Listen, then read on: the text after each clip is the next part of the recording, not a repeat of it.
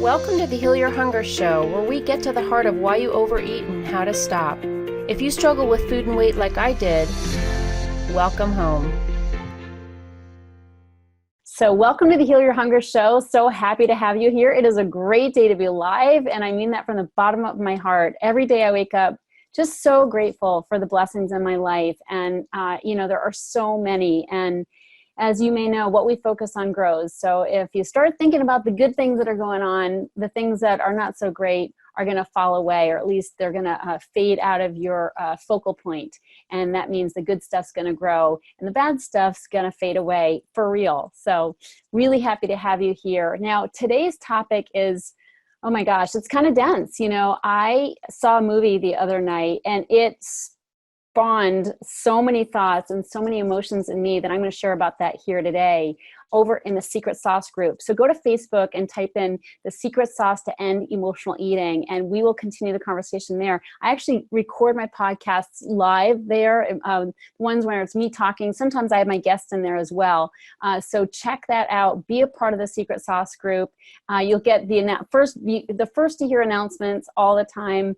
And I pop in there with little lessons for the day, and just love to have you join us in community with other emotional eaters who are serious about doing something about their relationship with food. Because if we don't change our relationship with food, nothing in our world is really going to change. Not only our weight, but our world. Because as you know, when we're in the food, when we're eating and we feel bad about what we're eating and about our choices, it affects everything in our lives. So get support. Don't do this alone. And join us in the Secret Sauce group. So on to today's topic. I have to tell you, this movie, which is called Brittany Runs a Marathon, it's a sweet little movie that it's not a big, blockbuster hit, I'm sure, but it is going to be a hit when people catch wind of it. So if it's playing in your town, do not miss this movie. It's about a young woman who is struggling with weight. And so I saw it with Roy and with another gal, Sela, who's lost over 100 pounds. And we've all been on this healing journey for many years. And so we went to see this together, and boy, was it a tearjerker. I didn't expect it because it's a very funny movie. It's a lot of really comical pieces to it. And very poignant pieces as well. So I didn't expect to cry. I was kind of surprised that by the end of the movie I was crying, but a good movie will do that to you. So what I want to share about are the lessons that I learned from this movie, because they brought up a lot of issues that I think are so important for people who do struggle with food and weight, and people who don't, to tune into. Okay, they covered a lot of ground. I was really, really impressed with the script. It seems like, oh, it's about a girl who runs a marathon and loses weight. No.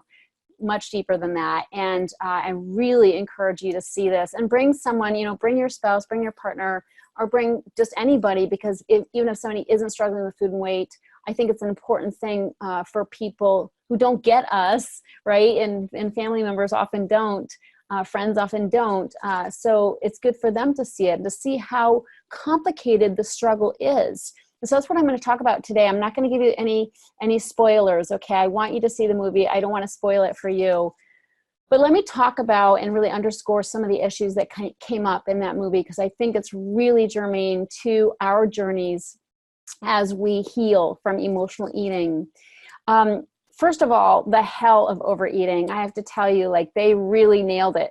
This young woman, she was in it. She was in the food, the binging, just eating lots of food, sitting in front of the television. I did it for years. I bought my binge foods at the store and I sat in front of the TV and ate. And what a hell that is, right? What a awful experience that is. And it's a hell that only we know. I mean, most people don't do that, right? They don't have these dark days where they're just eating thousands of calories of food. Yet I lived that way. Also, there are some issues around friendships and how, when we have friends who are skinny and for whom weight is not an issue, how that can be complicated, right? Because they're just they don't realize the hell we're in. And so they make comments, or they try to cheer us up or motivate us. And sometimes that makes it worse, right? Sometimes we're like, we don't want your help. Like you don't get me, leave me alone, right? And so that comes into play. Also, I know when I was binging and feeling really bad about myself and at my top weight, I was about 50 pounds overweight. I know that exercising was out of the question for me. Like, to get up off the couch and to jog it just seemed impossible for me.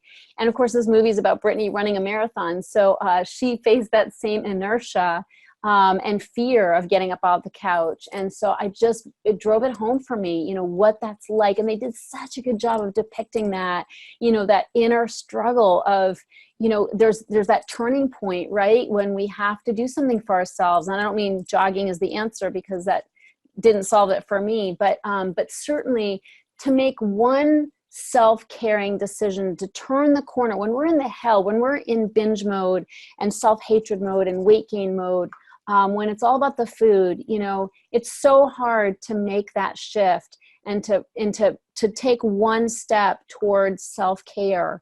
And she had to do that. And they did such a great job of depicting that moment when she turned a corner.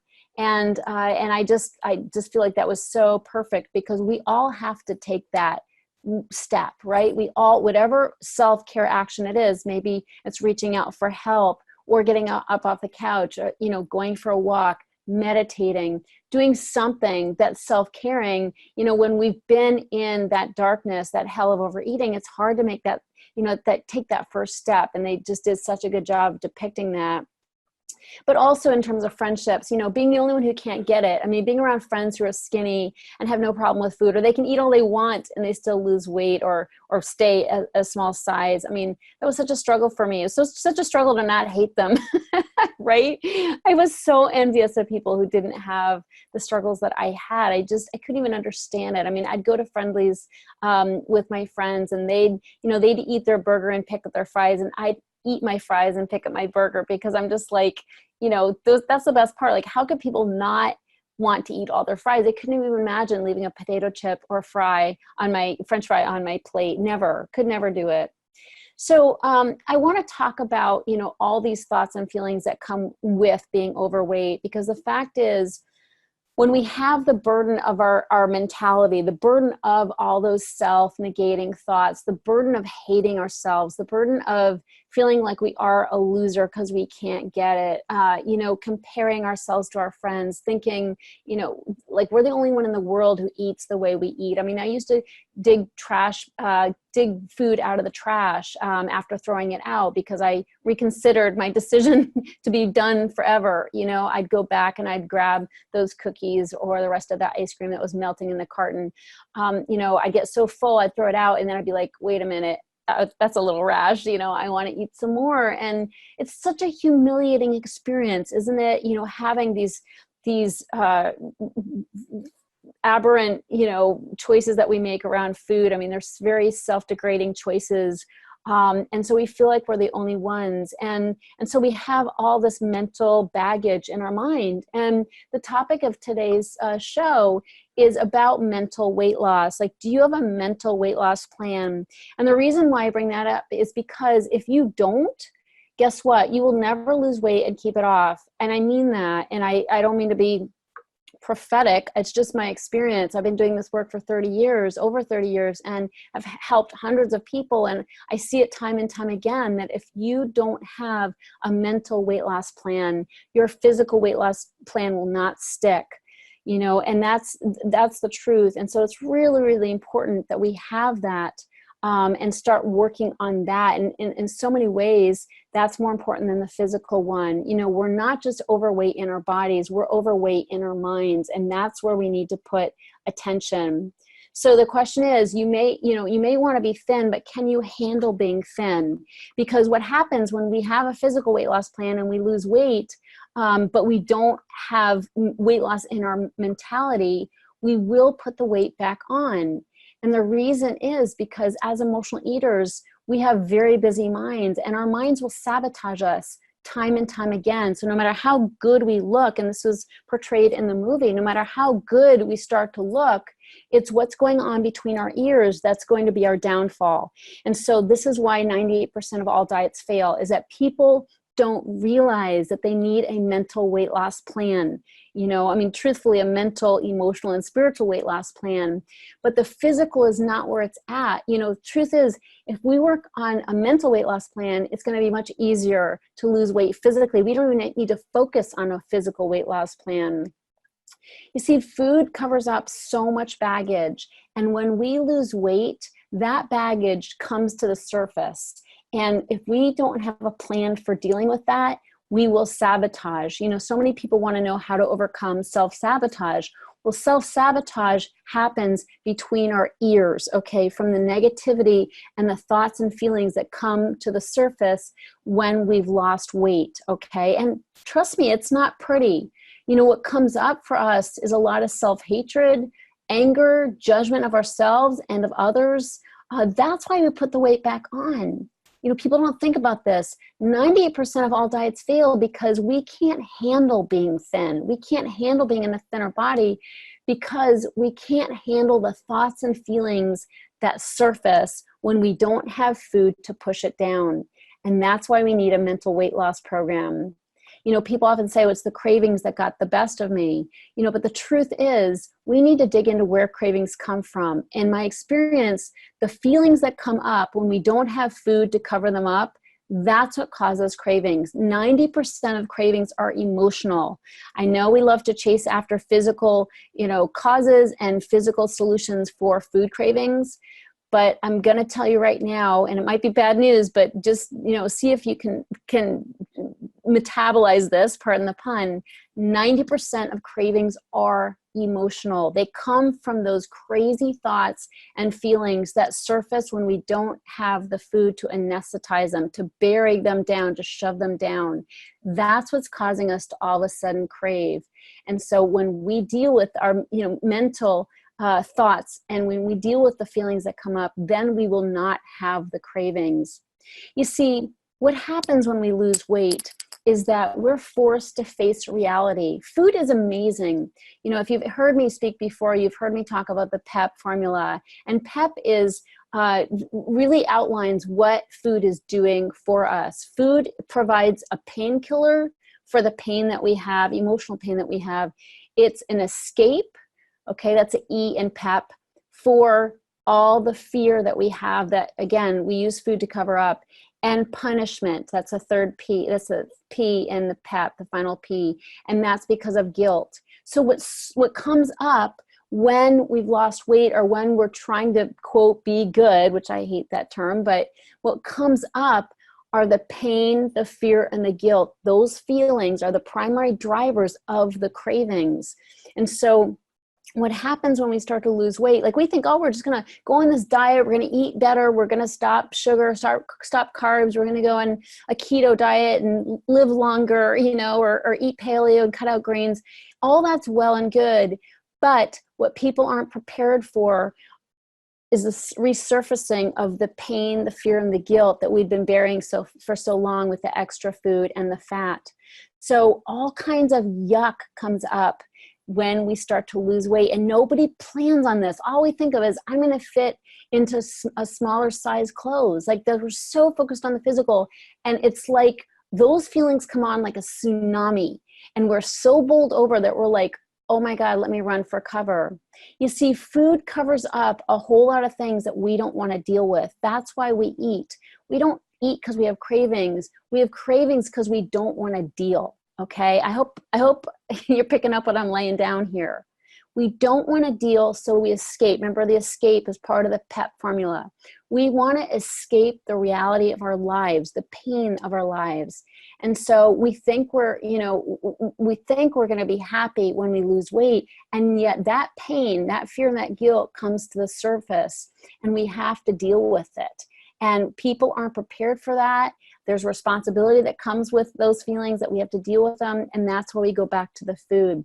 I remember each time that I'd lose weight, I'd feel great for a time. Like, I was on such a high. I love clothes. So I'd be losing weight. I'd be wearing nicer clothes. I'd go to the store, I'd shop, I'd overshop because I was trying to fill the void that the food was filling before. And so I'd buy these great clothes. I'd start to look great. People were commenting. I felt so good. It's such a high to lose weight. And for a while, that filled the void that was left by the food I wasn't eating. But over time, people stop commenting, people stop caring. We don't get the feel goods that come from looking better. You know, it's like life gets back to normal, like shit gets real, right? And then all of a sudden, we're left just with us and with our feelings. And for me, that was really scary. So I'd get these uncomfortable feelings. I wouldn't even know what they were. And I didn't like it. Like I felt depression. I felt fear. I felt, anger. I had so much anger when I wasn't anesthetized with sugar and carbs, and I didn't have tools to deal with that. So I went back to eating. This happens over and over and over again. You know, people think that we hate ourselves because we're fat, but the sad truth and the real truth is that we are fat because we hate ourselves. And that is, I'm telling you, in this movie, they did it so well. They uncovered that so beautifully. You know, when I lost weight, you know, I didn't have the eating to cover up the reality of my life. You know, I didn't have eating to cover up the pain of some of my relationships or with treatment I was putting up with that really was not, like I shouldn't have been tolerating it. I didn't have to deal with the reality that my job didn't fulfill me. I didn't have to deal with the reality that, you know, some of my friendships were like well over and should have ended a long time ago. Instead, I was muddling through. But when you eat, you don't have to deal with that. You don't have to face up to reality. You know, we can stay in la la land. But if you lose weight, you're going to have to deal with that stuff. That's why I say, do you have a mental weight loss plan? Do you have a way to deal with that? You know, we have to wake up to the reality of our lives in order to lose weight and keep it off. Otherwise, we'll have to overeat again.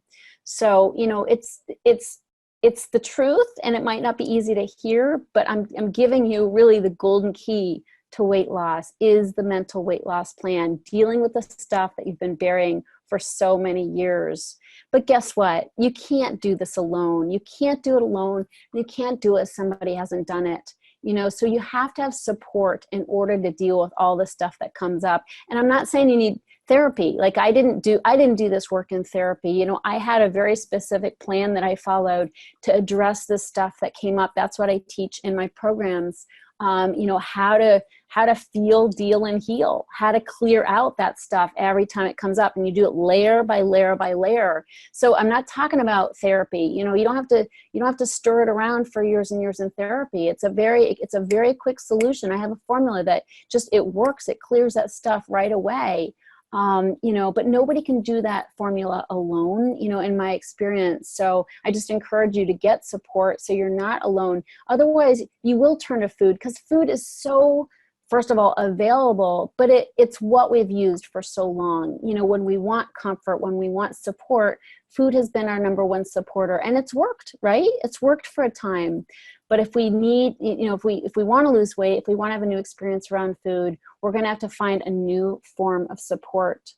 Now, another thing that came up in the movie, which was so powerful and so deep, and I was so grateful, you know, for the whoever wrote the script, because what they really underscored was the way food and weight allows us to keep people out. Okay. And this is something that happened in the movie. It was a way for her to keep other people out. You see, when we eat, and we feel gross about our bodies, and we don't like the fat on our bodies, and we hate ourselves, it puts up this wall between us and other people. And so people can't get through to us. I mean, I thought I was so loving and so connected and this kind of thing, and I craved connection. But the truth is that my wall of fat and my binging behavior and the secrets that I had, that I was holding on to and not sharing with anyone, that was like this force field around me, and it kept people out. And so I couldn't experience intimacy. You know, I thought I attracted men in my life who were incapable of being intimate. The fact is, you know, I attracted them because I couldn't be intimate. How amazing is that? Or maybe they couldn't be intimate, but I chose them because I couldn't be intimate. I was so afraid of being hurt, and I had scars as a kid. Most people who deal with, struggles with food and weight, we have scars. We have trauma from our past. I know as a kid, I made a decision I was never going to let people in because I didn't want to be hurt again. And so I lived by that. And so I would keep this wall up by eating, by having fat on my body, by self-hatred. My self-hatred was a great wall. I didn't want people to touch me. I didn't want people to know me. I only got so close. It's a very painful way to live. And if you're living that way, be honest with yourself. If you're living that way, it's painful, right? It's painful. We crave connection. I think more than anybody on the planet, emotional eaters crave connection. But we keep it from us because we don't feel worthy of it, and we're afraid of it. And so this movie did such a good job of talking about, really, really this issue of intimacy and this issue of letting people in. It did it so beautifully. And the fact is that, weight loss is a journey about self-love. And it's also a journey of allowing people to love us. And we're not going to allow people to love us unless we start to love ourselves, and put ourselves as a priority. But the next step is allowing people to love us. And at the end of the film, it was so sweet because, she had a choice. She had a choice between the two. Stay isolated and keep your walls up, or let your walls down and let people in. And of course, it was a feel-good movie, so I'll let you guess what happened. But we have that choice, right? We can keep protecting ourselves by eating and staying overweight, or we can break out of our old patterns, and we can really have a plan for healing that allows us to feel worthy of real love, love from our friends, love from our family, love from our partners, and our partners deserve that, I was involved in relationships where I wouldn't allow myself to be loved. I'd be mean. I'd be, I'd say things that were critical just to keep love out. So you have a choice, do you want to keep going the way you're going, or do you want to start healing, loving yourself, allowing yourself to be loved so you can have a whole new relationship, not only with food, but with life and with others around you. It's such a beautiful journey, and I so want that for you, but you do have to make a choice. So I just really encourage you to, first of all, see the movie, and to really delve into these issues. The ultimate message of the movie was that we can't do this alone. It was so beautiful. She couldn't run that marathon without the support from her friends. And that's true with the journey of overcoming emotional eating. We can't do it without support. So I'm here to support you. I hope you'll make that choice. I hope you'll stop choosing isolation and guardedness and fear. I hope you'll take some action today that'll get you closer to your healing path. And I want to support you in that. So thanks so much for tuning in. Check out The Secret Sauce to End Emotional Eating on Facebook. Let's continue the conversation and let me know if I can support you. I'm offering right now breakthrough sessions and emotional eating breakthrough sessions, and I'll put a link in the show notes for that. So if you're ready to take that step and break out of your isolation and to start that journey of self-love and self-healing, go ahead and check that out in the show notes and let's talk, okay? I'm offering free breakthrough sessions right now, and I'd love to speak with you and support you. Thank you so much. Love you. Thanks for tuning in. I'll see you on the next show. If you enjoyed this podcast and want to get free support, insider health info, exclusive invites to events, and more, visit healyourhunger.com.